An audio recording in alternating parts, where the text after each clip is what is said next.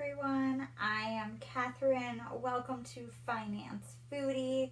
I am so excited today to talk to you about the homesteading movement and also the history of, how different times have used foods for power. Before we jump in today, I just want to give you a fair warning. My allergies are still on full blast. So sorry, but I just wanted to forewarn you guys of that. If you notice that I'm starting to tear up a little bit, my eyes are so dry. I do not know what is going on with this pollen count outside, but it is horrible. Between that and the cicadas. So what we're going to do is we are going to go ahead and start with an article that I found that really piqued my interest to talk to you guys about this. And it was an article titled "Why Millennials Are Giving Up City Life to Start Homesteading." And it was published on Business Insider in January of 2024. And it was written by Zoe Rosenberg. And so the author goes into detail on what factors really pushed millennials, which is the age group that I'm in, back to the rooted culture of homesteading. But before I dive into the reasons, I do want to note that this is not a political or a religious stance. So while both politics and religion might be a factor for why certain individuals choose this lifestyle, it's ultimately about having control over the food that we have access to. So some of the key motivators that homesteaders shared with Rosenberg for making the change was COVID-19 pandemic, contested elections, and political unrest, and companies selling contaminated baby food. Just to unpack the first one, COVID-19, we all remember the bare shelves where there used to be an abundance of food.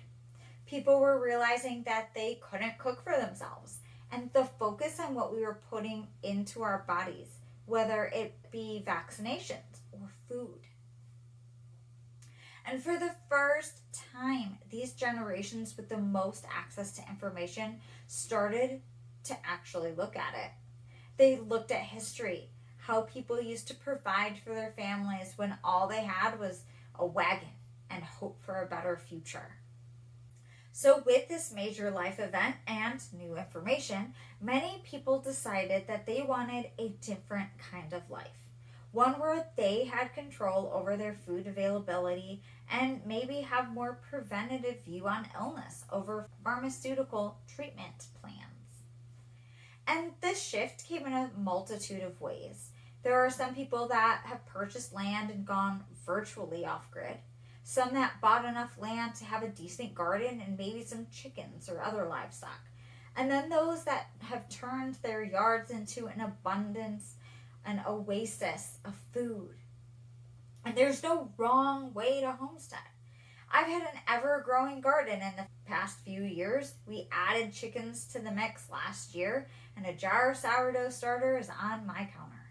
But to be honest, I have not figured out baking sourdough yet. I'm just much more comfortable with the garden and the chickens at this point.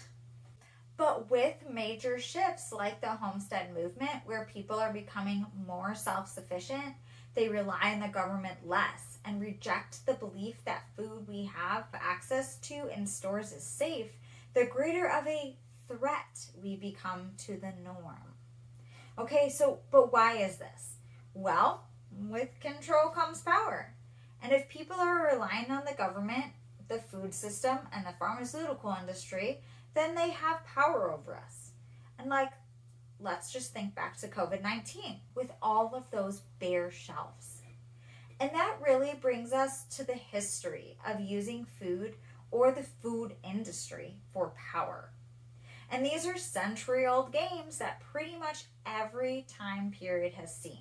So it's not surprising that the U.S. government is looking at ways to tax small farms and homesteads differently in order to restrict people from going into that lifestyle.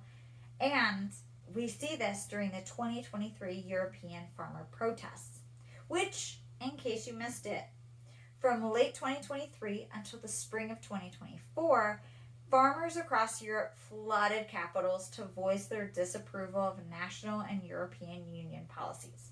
So tractors rolled down boulevards as protesters blocked streets and caused havoc. The farmers blocked major roads with their farm equipment. They dumped manure on the doorsteps of the political offices, and they disrupted the food supply chain. Which, I'm not going to lie, I loved watching all of the different things. And because of the whole goal of this channel is to focus on food, lowering costs, and understanding the pros and cons of what's available, I feel that it's important to also get to the history of food in the history. So, we're going to start with some notable farmer rebellions throughout history, along with the reasons for the rebellion, the actions taken by the farmers, how the conflicts ended, and any solutions or compromises that were reached. Plus, the other ways where government might be controlling your food. So as always, please bear with me if I pronounce things incorrectly. I just cannot roll my tongue, which is required for a lot of languages, and some of these names are fun. So we are going to go ahead and get started. As early as 2600 BCE in ancient Egypt, slavery was being practiced, which was originally like a job where you would work because you owed this person or you needed food and housing. And in exchange for labor, food and housing would be provided and your debt would start being paid off. So yeah, a job. Anyway, during the periods of famine, the control of grain supplies was crucial for the ruling elite to maintain power. The pharaohs often stockpiled grain and controlled its distribution, which could lead to social unrest and even revolts among the populace. So then there were the Gracchi brothers' agrarian reforms, and this happened in 133 through 121 BCE. So the reason for the rebellion, Tiberius and Gaius Gracchus sought to address the plight of small farmers who had been impoverished due to land consolidation by the wealthy elite. And Tiberius proposed land redistribution laws to limit the amount of public land any individual could hold. And Gaius continued his brother's efforts with further agrarian reforms. But in the end, both brothers were killed by the conservative senators who opposed the reforms, leading to a period of unrest and political instability in Rome. So while the Gracchi brothers' reforms were largely unsuccessful in the short term, they laid the groundwork for later land distribution policies in the Roman Republic. And that wasn't the only things the Romans were up to. They also used control over grain shipments from North Africa to sustain their vast empire. So when these supply lines were disrupted either by natural disasters or military conquests, it could lead to food shortages and civil unrest in Rome and other parts of the empire. And then we move to medieval Europe. Feudal lords controlled vast swaths of land, and the peasants who worked them were getting food and protection in exchange for labor, much like the early slaves in Egypt. And conflicts often arose over disputes regarding land ownership, which directly impacted food production and access to landlords, not only for the lords, but also for the peasants. And there were many recorded peasant revolts in the medieval Europe during time. They often rebelled against oppressive feudal lords, high taxes, and harsh labor conditions. And these peasants would sometimes organize armed uprisings, refusing to work or pay taxes. And the most famous revolts include the English Peasants' Revolt of 1381 and the German Peasant War of 1524 through 1525. And in the end, these revolts were brutally suppressed by feudal authorities, leading to widespread loss of life and property damage. So while many peasants' rebellions were crushed, some led to concessions from feudal lords, such as reduced taxes or better working conditions.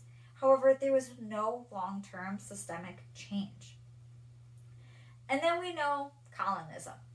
European powers often sought control over overseas territories for their valuable resources, including foodstuffs like spices, sugar, and coffee. And this drive for control over food production and trade led to numerous conflicts and wars throughout the colonial period. So, we're going to get to some fun ones. There is the Whiskey Rebellion, which is 1791 to 1794. And the farmers in western Pennsylvania protested against a federal excise tax on whiskey, which they viewed as unfairly targeting their livelihoods.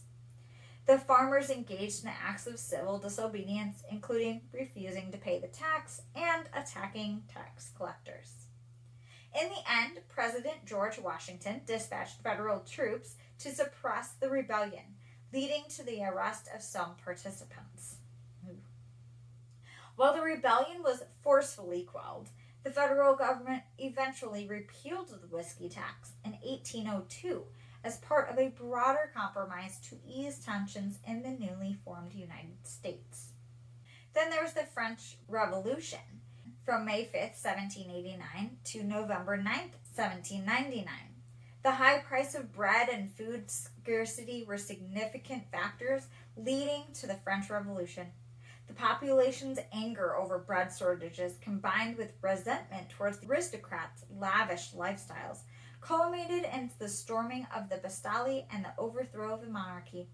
If you've heard the saying, let them eat cake, yeah, it's generated with this time.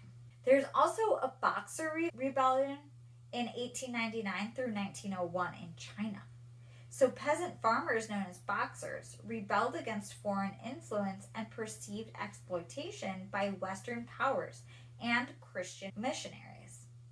The Boxers engaged in attacks against foreigners, missionaries, and the Chinese Christians, as well as besieging foreign embassies in Beijing. So in the end, a coalition of foreign powers intervened via the military and defeated the Boxer forces, leading to the imposition of harsh terms on the China and the Boxer Protocol. The Boxer Protocol required China to pay significant reparations to the foreign powers involved and allowed for the stationing of foreign troops in Beijing, further weakening China's sovereignty. Okay, so now we're getting to World War I and World War II. So both wars saw food shortages and rationing in many countries involved in the conflict. And control over food supplies became a crucial strategic objective, with blockades and submarine warfare disrupting trade routes and exacerbating shortages. During the Cold War, the competition between the United States and the Soviet Union extended to agriculture and food production. Each side sought to demonstrate the superiority of its economic system by showcasing abundance and efficiency in food production. This competition sometimes led to conflicts in regions where both superpowers sought influence. Now see, in more recent times, disputes over access to water and arable land have become increasingly common, especially in regions prone to drought or desertification. And these conflicts often have deep historical roots, but are exacerbated by climate change and population growth. And some of these include the Indian farmers' protest of 2020 through 2021. And it was a significant movement that originated primarily in the states of Punjab, Haryana, and Uttar Pradesh. So in India. So here's just an overview. So the farmers protested against 3 new agricultural laws introduced by the Indian government. So it was the Farmers Produce Trade and Commerce Act, the Farmers Empowerment and Protection Agreement on Price Assurance and Farm Services Act, and the Essential Commodities Amendment Act. And the farmers argued that these laws would dismantle the existing minimum support price, or MSP system, leaving them vulnerable to exploitation by large corporations and agribusinesses. They feared the loss of income and autonomy over their farming practices. So to combat this, the farmers organized mass protests, primarily in the form of sit-ins, road blockades, and marches, particularly around the borders of Delhi. The protests gained significant traction and support, with farmers from various states and agricultural unions joining the movement. The protests continued for several months, despite government attempts to quell them through negotiations and occasionally heavy-handed tactics. Eventually, in September of 2021, after numerous rounds of talks between government and farmer unions, the government agreed to repeal the three contentious farm laws. So the laws were formally repealed by the Indian Parliament in November of 2021, and the government agreed to other concessions, such as the formation of a committee to discuss reforms in the agricultural sector and the continuation of the minimum support price system. However, some farmers and agricultural unions have continued to press for further reforms and assurances to safeguard their interests. The Indian farmer protest of 2020 through 2021 was one of the largest and most prolonged farmer movements in recent Indian history. While the repeal of the farm laws represented a significant victory for the farmers, the broader issues related to the agricultural reform and farmer welfare remain subjects of ongoing debate and activism for things. So that brings us to the European farmers' protest of 2023. I initially wanted to know what led to the farmers' movement. Well, they contended with economic hardships born out of rapidly declining farm prices, prohibitively high tariffs on items they needed to purchase, and foreign competition. One of the largest challenges they faced was overproduction, where the glut of their products in the marketplace drove the price lower and lower. Farmers also said that the EU policies aimed at protecting the environment made their produce less competitive than imports from outside the EU.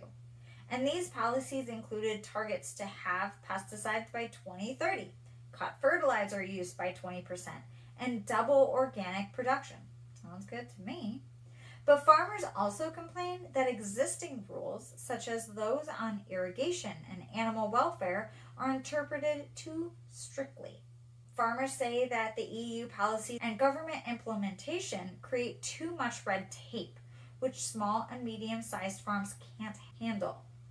There were subsidies and tax breaks, and farmers were angry about plans to phase out the tax breaks for diesel fuel and subsidies, which they say are necessary to stay competitive. They were facing competition from cheap food imports, including Ukrainian grain imports that sparked protests in Poland, Romania, and Bulgaria in the spring of 2023. And in Greece, farmers are demanding higher subsidies and faster compensation for crop damage and livestock loss in the 2023 floods. French farmers also say that the EU's trade deal with the Monastir trade bloc has hurt them. In an article put out on February 28, 2024, it noted that the farmers in Belgium, Italy, Greece, and the Czech Republic and Spain are also taking to the streets to show the public their anger about new and costly rules that are being imposed on farmers. They're fed up with the mandates and the regulations designed without their input. In some cases, governments have responded to the repression by rolling back on their plans. For example, Paris and Berlin have both relented on plans to end subsidies or tax breaks on agricultural diesel. In many cases, farmer rebellions have highlighted the underlying socioeconomic grievances and disparities. But solutions or compromises have often been elusive, with authorities typically resorting to force to maintain control. And we can see this happening in the U.S. as well, with large corporations purchasing generation-old farms with names that we have grown to trust, only to cut corners in quality for a larger profit margin. Large companies that have stakes in the pharmaceutical industry. And shouldn't there be some sort of law regarding that? If you think so, way down in the comments below. Also, like, subscribe, and hit that bell notification so then you know when we put out our next video. So not only do these farmers want protections for their work, but consumers want protections as well, which in some instances are on the opposite sides of the spectrum, and other times they're equally aligned. And we can see this with the farmers not wanting to cut down on pesticides, which many of us want. In Europe, them wanting to double the amount of organic produce, which I'm sure consumers want, but farmers don't because it cuts into their profits. The other things that these farmers want to be able to do is charge whatever they want for their products. And that is sometimes at the detriment of us as the consumers. So next time on Finance Foodie, I'm going to be talking about corn. I know you might have been hoping for something a little bit different, but we're going to dive into the history of it just being a crop to a big bag of pop. See what I did there? Yeah, I know, it's a little corny. It's actually really interesting how corn came about, and even more interesting when we dive into the effects that corn has on society and on our health. Anyway, I will see you next time. I am looking forward to it. Thank you for joining me today on Finance Foodie. I will see you next time. Bye.